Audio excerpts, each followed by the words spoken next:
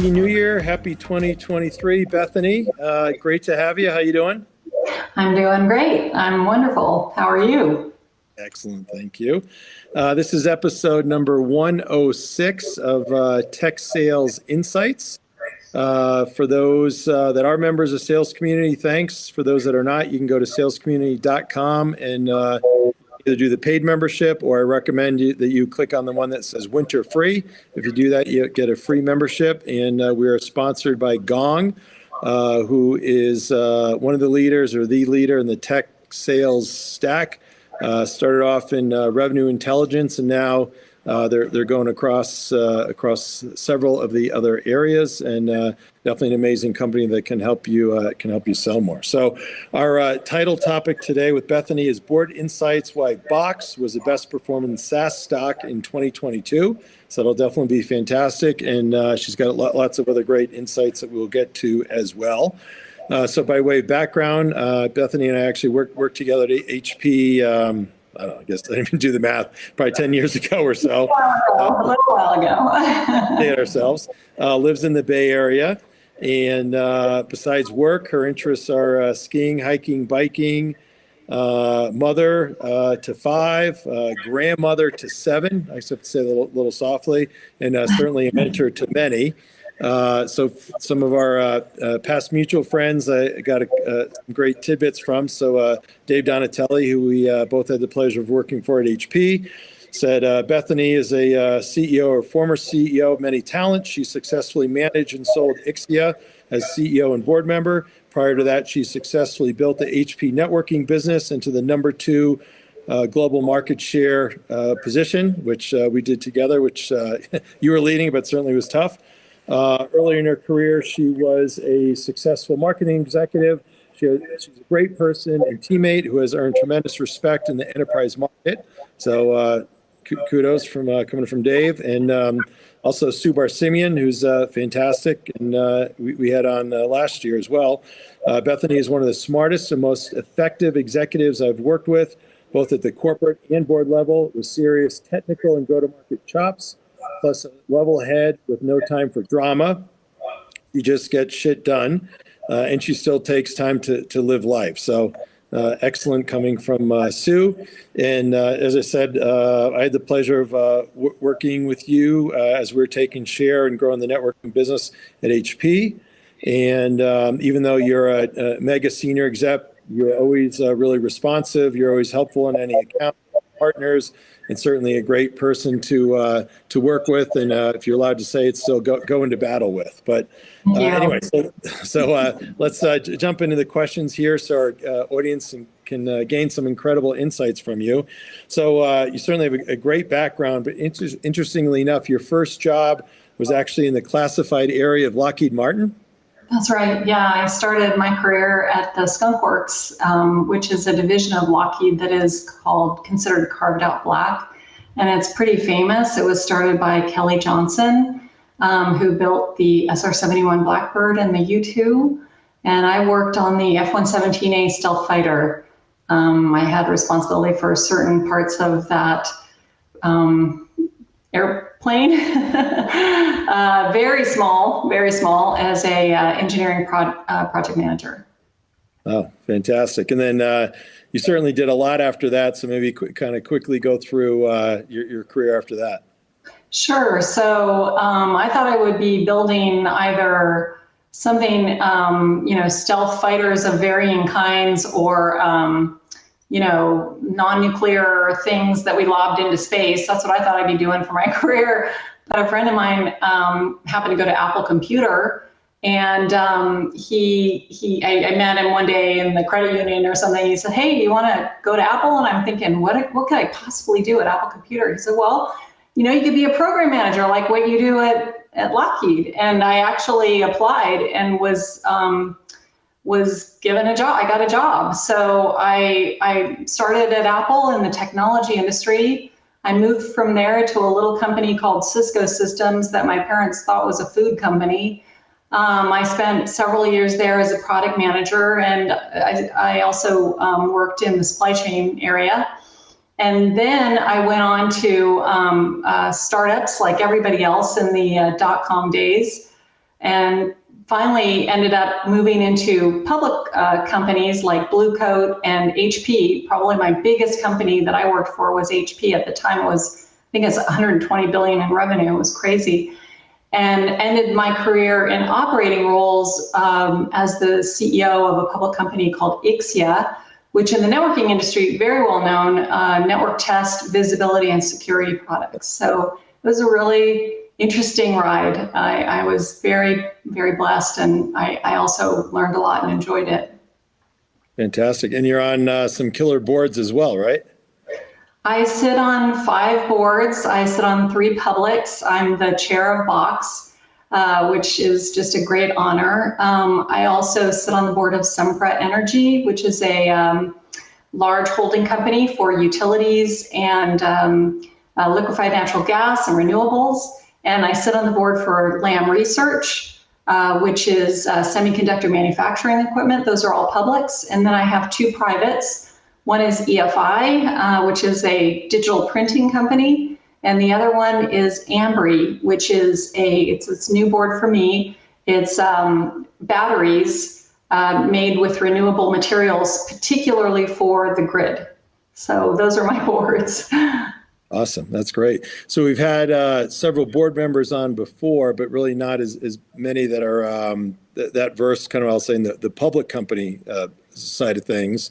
What are some differences between being on the board at a public company and a private company?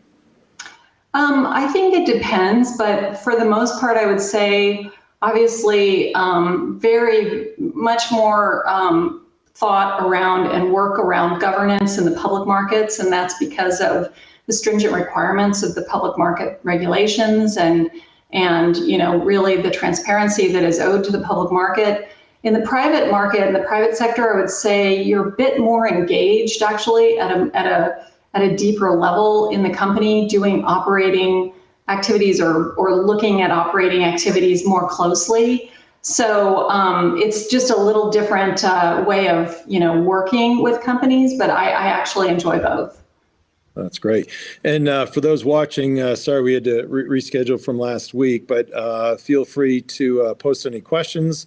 This is on LinkedIn Live, so you can either see us or hear us. We cannot see you, we cannot hear you, but if you type in any comments or questions, we'll be happy to get to them. And as always, we have Tucker behind the scenes. Tucker, thanks as always for your help.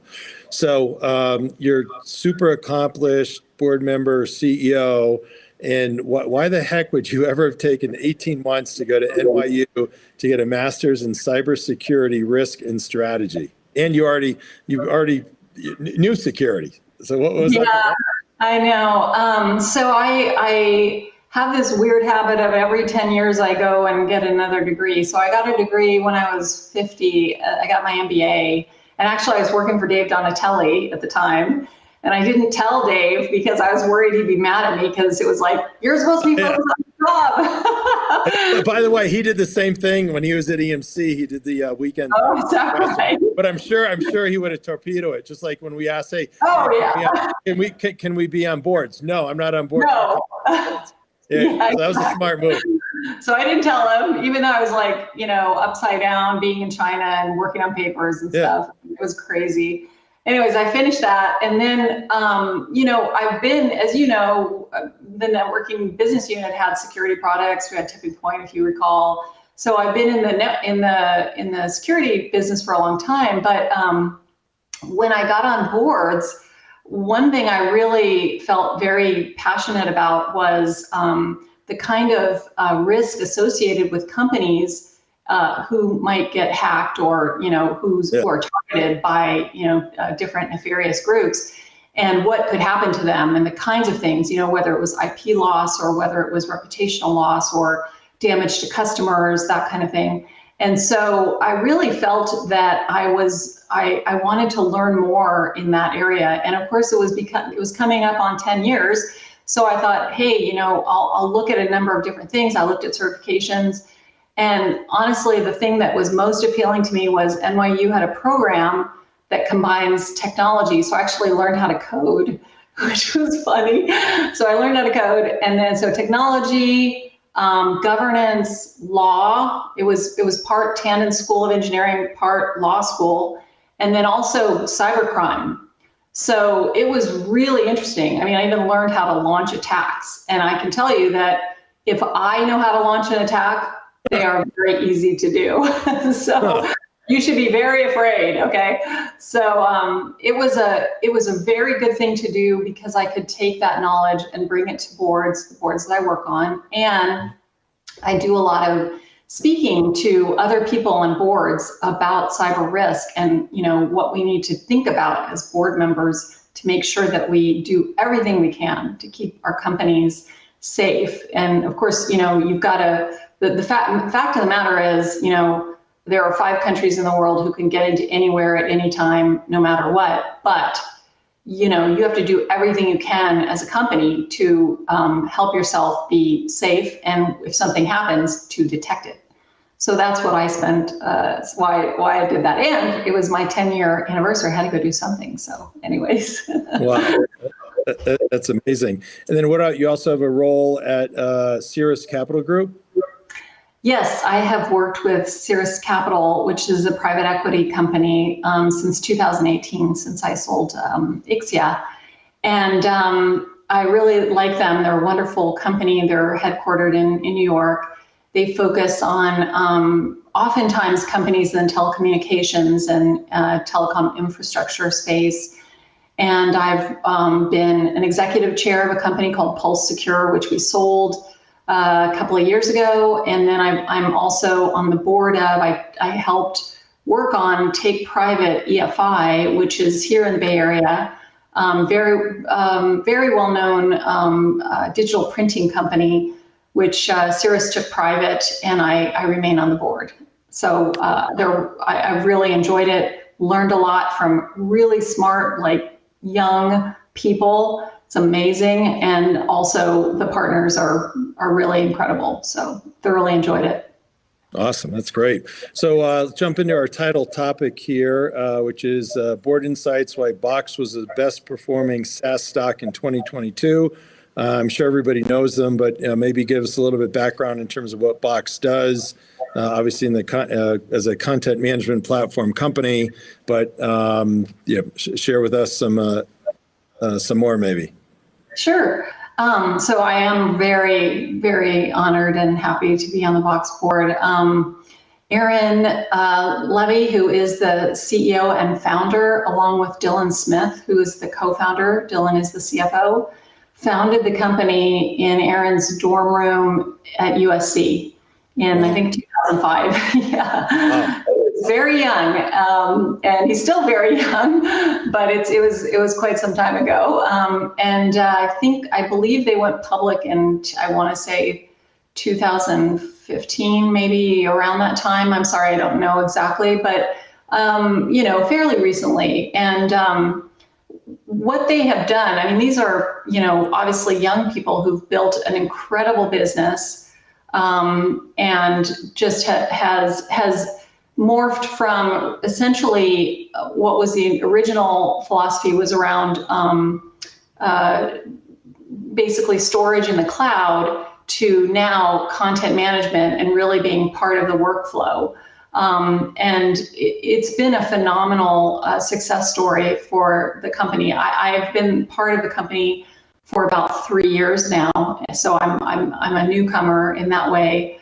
But it has been amazing to watch them and to do, to be a part of the board, to just give guidance and advice, as well as to really get a front seat view of these incredible leaders and their teams and what they're working on. I mean, they're one of the best places to work for in the country, and they have tremendous culture. They're all called boxers, and I get to be a boxer too. There you go.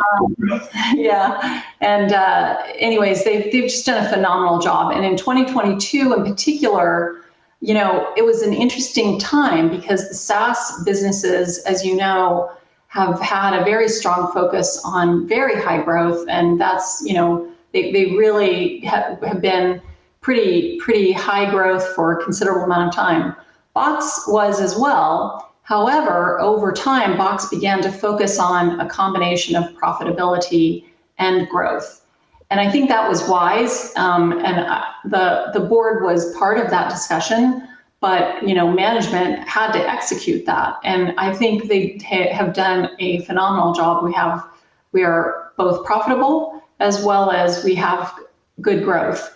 And it really, from my perspective as a former CEO and having run a public company, I think that provides the best value for customers. I mean, they're looking for a long-term, company that really focuses on both the growth in the market and building products that are successful for the customers, as well as, having financial discipline. And that's a wonderful combination, I think.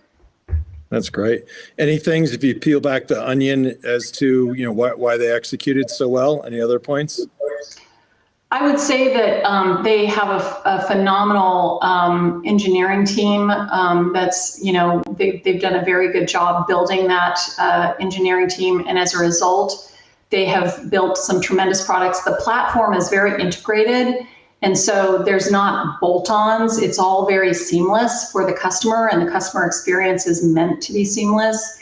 So the focus has been on, when they have acquired, it's been on tuck-ins, which I think is wise.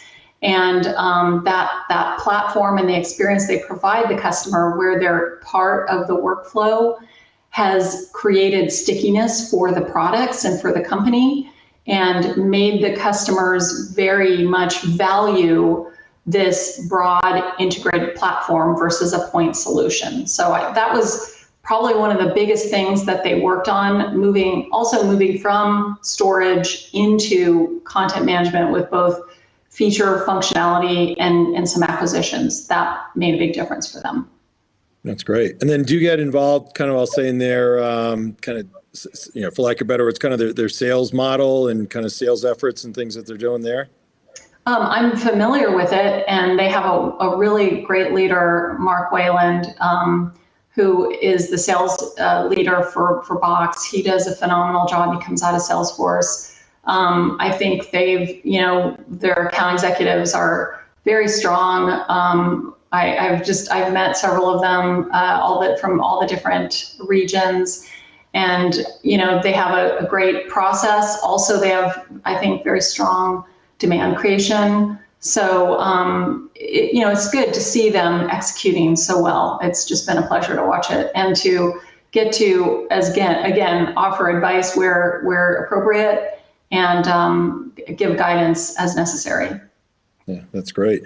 And then you also recently appointed Amit Walia, who's CEO of Informatica, to the board as well. Yes, Amit joined us in 2022. Phenomenal CEO of Informatica. He's done a great job with his company as well. He's what I really like about him is, he's in the seat, right? He's a current CEO of a SaaS company, focused on same things, profitability and growth, and just a level-headed, very thoughtful guy. So we're very glad to have him, and we'll continue to get his advice as we go forward. Great. And we have Brian says, Randy, I love the beard. So full disclosure, my wife Janet always hates it, wanted it off a week ago, and my excuse was, okay, I have to do at least one podcast with Bethany, so when it'll be gone. Thanks, Brian. So also interestingly enough, that your small number of people that have been a female CEO of a public company and have sold it. Any kind of unique things in there in terms of the other paths maybe for women? Yeah, so I know this isn't the perfect answer, but I had no intent of being a CEO, actually. I was going to continue on at HP. I was working at HP. I liked HP. And I was there for 5 years, and I thought, okay, well, I'm going to stay here and probably retire from here. And HP had been very good to me. I mean, they gave me great one of the best opportunities of my career was being offered the position of SVP of HP networking, even though it was very hard. But I learned so much, and it was just a tremendous experience. But I was asked to speak to the chairman of the board of Ixia. They were looking for a CEO, and his name is Errol Ginsberg. He's very well known in the networking industry. And we just hit it off. It was really amazing. I hate to say it, but he passed away a couple of years ago of cancer, which was devastating.